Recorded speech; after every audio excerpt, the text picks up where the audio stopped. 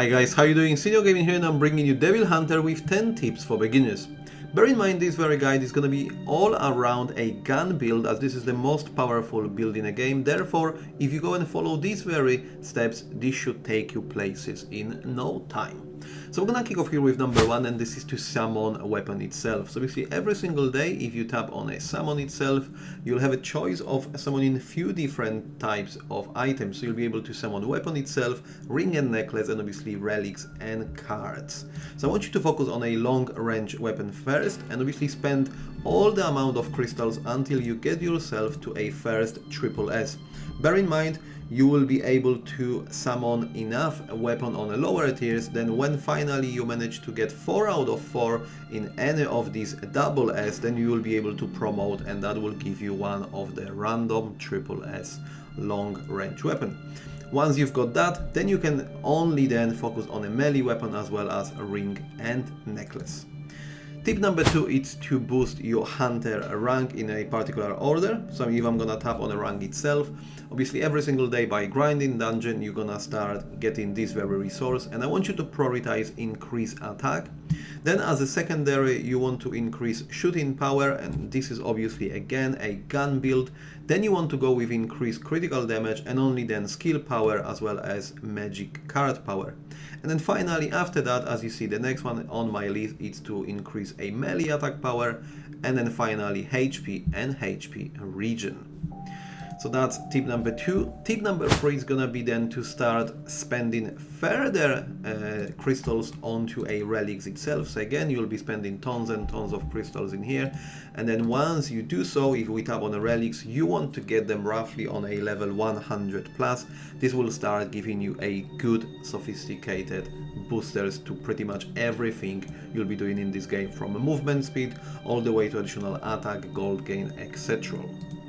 Okay, then when it comes to tip number 4, it's gonna be about skills itself. So I want you to start leveling up skills pretty evenly, and this is not to only boost a damage of the skills you're currently using, but this is to give you this overall attack increase. We got here this skill enhance bonus, and that will boost a overall attack, not only a skill damage itself.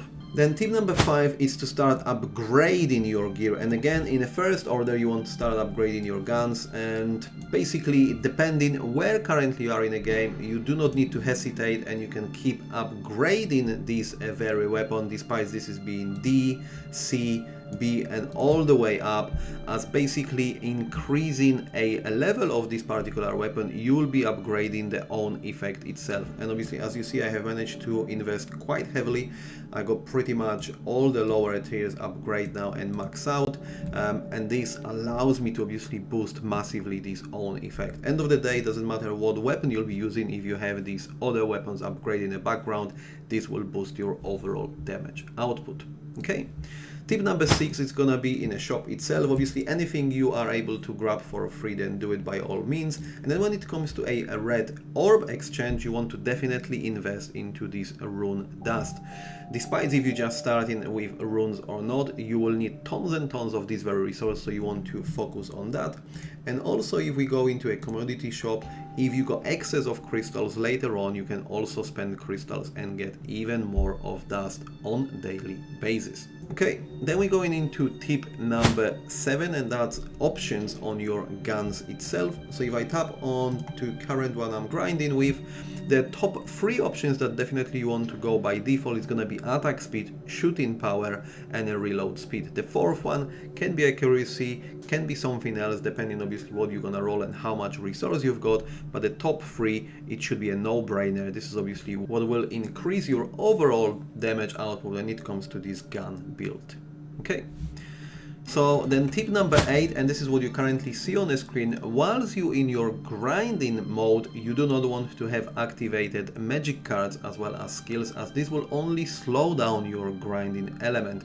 What I mean by that is obviously every single time you cast any of these skills or cards itself, there is an additional animation which actually slow down your progress. So in order to switch it off, obviously tap onto a auto battle, and then you still want to have demonization and a shoot and counter attack on auto, but then hunter skill and magic cards to be set on manual, and this way you'll be able to squeeze much more kills whilst you grind it. Okay, then tip number 9 is to allocate traits. So again, you obviously go into a growth section itself and a trait. When we're talking about these, a shooting and gun build related, you want to max out your critical rate. Then you want to go heavily into a critical damage, and then everything else will be going into a gunslinger training. So despite you might have extra skills here on the right hand side, which effectively they should be considered as a stronger one as you unlock them later on, you should actually go back into a basics here and upgrade as much shooting power as possible. And then finally, tip number 10 is gonna be to allocate your engravings. So again, obviously you will be enhancing all engravings, so all of these skills around will be leveled all at once. But then the other 3 in the middle, I want you to focus just on 1 level each, and then finally put all of your points into Brand of Execution. And as you see again, we're gonna increase here shooting and magic damage, and currently as it stands, I got it boosted by 320%. And then as always, one more a bonus tip round. If we tap on the main menu and alchemy itself, there is a additional tip for you. Obviously now we've got option on auto drop, so I want you to drop ideally all the way up to 2 sets of 10 beats, and if you do drop up to 20 beats and you do not have a desired bonus here, you want to stop it and wait until obviously all the beats will drop down and then start again. There is no need for you to keep dropping them in tens and then wait for the particular bonus. If you do not get that within first 20, you need to wait a few seconds and then start again. And again, for instance, if you get one of these bonuses that you're not happy with, perhaps you get in a gate or a golden pin somewhere that you might not see the most benefit with, then again I want you to let it pass, wait for the 60 seconds and then start this process all over again. This way obviously you're increasing your chances of scooping more rewards whilst on these bonus perks. And then very quickly, when it comes to allocating traits, again you should be definitely going with everything related to of a shooting power as the first, and then as you're gonna go on the left hand side with a melee bonuses, then finally you're gonna unlock this a very powerful skill called Sword of Slaughter, as in here you're gonna increase overall attack every single time you will be killing enemies. And on this build I have just shown you, obviously you're gonna kill them very quickly, therefore there is a massive chance of increasing your overall damage output.